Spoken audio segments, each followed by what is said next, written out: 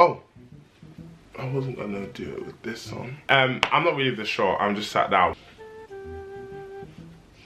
That's just gonna have to be that, really. What you say now? What you say now? Hey guys, what's poppin'? Welcome back to my channel. You know how we do. Back again with another video. Today's video, as you can tell by the title, our thought piece for today is Love Island. Or rather, why the Love Island machine has broken. I call it a machine because that's what it is. You go and you get pumped out. Now, I would like to start with a disclaimer. Why did my computer just turn on? That is so scary. Oh my god. I would like to throw a disclaimer out there. One, I don't really watch Love Island. I feel like I consume enough by proxy. It's almost as bad as secondhand smoking. Not almost. Kind of worse. Also, I don't watch it because I don't think like I'm missing out on much. Like, I haven't seen anything on like social media where it's been like, oh my god, there's no way that happened, am I gonna have to watch? So here are the reasons why Love Island as a show simply just does not work anymore. Firstly, I'd like to start with the fact that the show just doesn't give anymore. That's actually it. Now, I've watched like a few bits and pieces of different seasons. I think the most engaged I've been was season, I don't know the season numbers, but the Molly May season and Damien India season. I was like, okay, cool, let me see.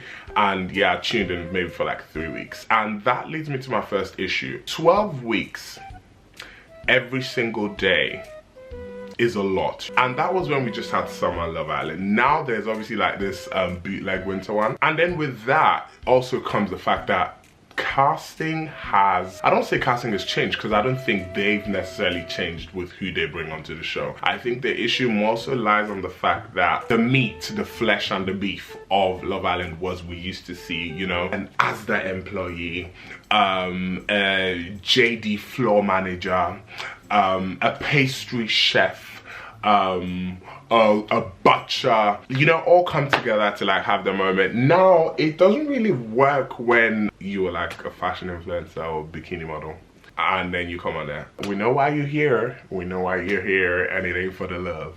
And it shows in casting when we start seeing, obviously I will get into that later, but when we start seeing skinny, white, tall. Okay.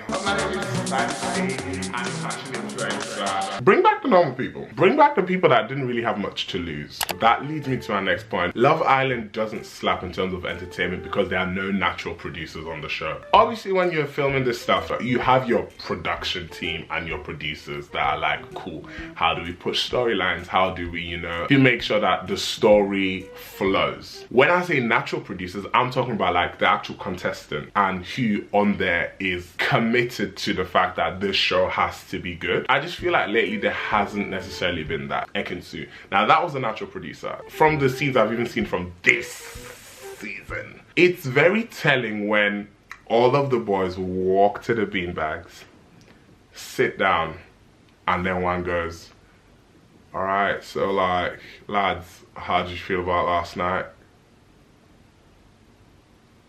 Okay, so we definitely know that our producer woke you guys up at 7 or 8 a.m. and said, cool, can we have you guys shoot over there? Okay, everyone over. Action! None of y'all are entertaining. A lot of y'all don't have a personality, and unfortunately it shows. So when we're sat in our living room every night, well, not me, some of y'all are sat in your living room every night, you leave each night more frustrated because you're like, why am I still here? And obviously there's a bondage between the United Kingdom and this show. Bring back real telly. In terms of driving the actual show, I think a lot of that lies on like the bombshells that come in. The bombshells really don't be blowing up any, that sounds real bad. I'm not calling anyone ugly, but I just think that the bombshells don't, like there's this expectation now that, oh, when the bombshells come in, like when I say blowing up, I mean like, oh, drama, like it's gonna be hot, it's gonna be hot. Like, a little pinch.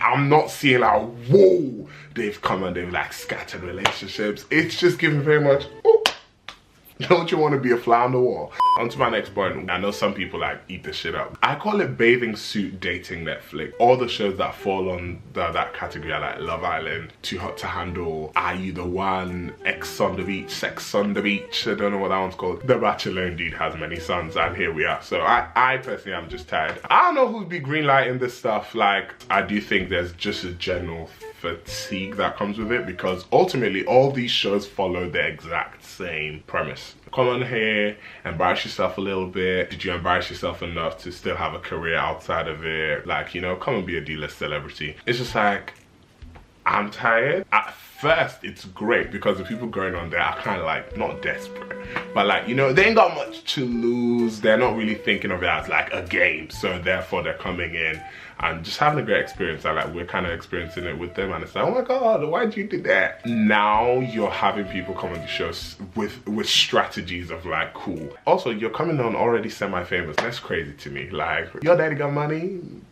Why are you here? That format, reality television, is really tiring because ultimately it's always the same thing. They kind of just like change the setting or background. Like, okay, cool. Instead of putting you in a villa, they'll put you guys in a house, or they'll put you guys on a resort, or they'll make it all older women wanting younger men. You're gonna be like, oh my God, he's here back with this one. But Love Island, when it comes to, you know, representation and colorism, y'all, this sounds real bad, but like, I feel a lot of people forget that you live in like a little bubble of like your community. And when I say we make up a small fraction of this country. So people are like, oh yeah, there's not a lot of on this TV. First of all, there's not a lot of black people in the country, or minorities in the country. And then second of all, not a lot of minorities would be, you know, enticed to apply. The couples obviously used to pick themselves, and obviously what we saw again and again and again and again, the black girl getting picked last, and next thing you know,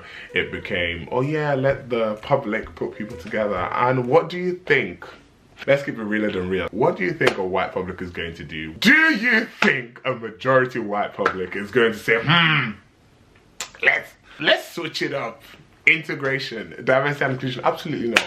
It's really real tiring to see. In terms of representation, are we ever going to get to the point where like we're going to see plus size bodies, we're going to see a representation for like disabled people? I highly doubt it. Ultimately, why? Sex sells, yes. Conventional sex is what you can sell on mainstream media if we're going to keep it a buck. So it's always going to be. The most diverse is going to be a redhead. Like, hello. And I just genuinely think Love Island really brings out the worst in society. You go on TV and you're like, you know what? Great. Let me just take, I don't know, 12-15 weeks out of my life. I have an experience that, you know, I'm never gonna have again if I don't do it in my 20s. And you come back home to like death threats. You know what it never was?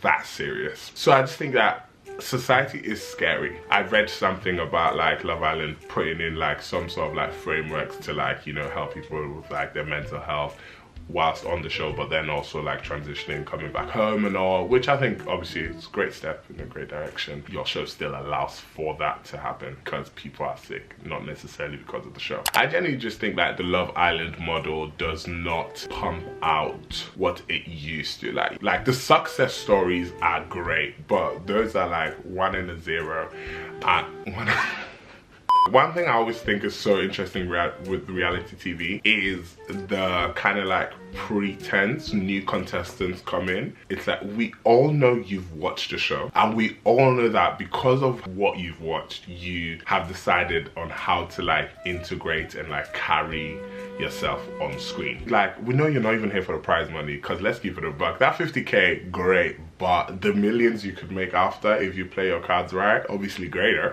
I think I was even like stalking 2 or 3 people whose followings just like haven't gone up because the show doesn't work like that. Before, my God, 3 weeks in, you've got a 500K. If you last like 6-8 weeks, like you're hitting a mill. Like people are leaving the island with like 3 million followers. That was like that was a standard, that was a given. Now, so ultimately, what is my conclusion? I think Love Island can stop. For the fact that we're starting to see islanders reappear, oh no. Like what it is to me is embarrassing. Yeah, you've done it once. Cool. Again? No. After next summer, let it go down as history. And pull the plug before. I have never seen so many people complain. Like I said, I'm not watching it this season, but I'm seeing tweets and it's, oh my God, I can't believe I'm turning on the TV again for this. And I'm like, then just don't. So anyway, that's my letter to Love Island. Love Island, you've done well. There are many careers that we can, you know, say, oh yeah, that's a Love Island baby and that's a success baby. But obviously we see, what, those 2 or 3 in the season out of, how many people are paying the season? I don't know. I want to say like 35. I think 35 is a good number if we think of like the people that start, the people that leave, the people that come, and then the Casa Amoras. And that's it for, ooh, let me breaking my water bottle. That's it for me from this video. I hope you enjoyed it. Those were my thoughts on Love Island and why I genuinely think the Love Island machine doesn't work anymore. If you enjoyed this video, give it a thumbs up. Let me know your thoughts in the comment. Do you think Love Island should continue? If you do, I'll be interested to see why. Check out my previous video. See you next video. Stay blessed and stress, never vex, and peace out.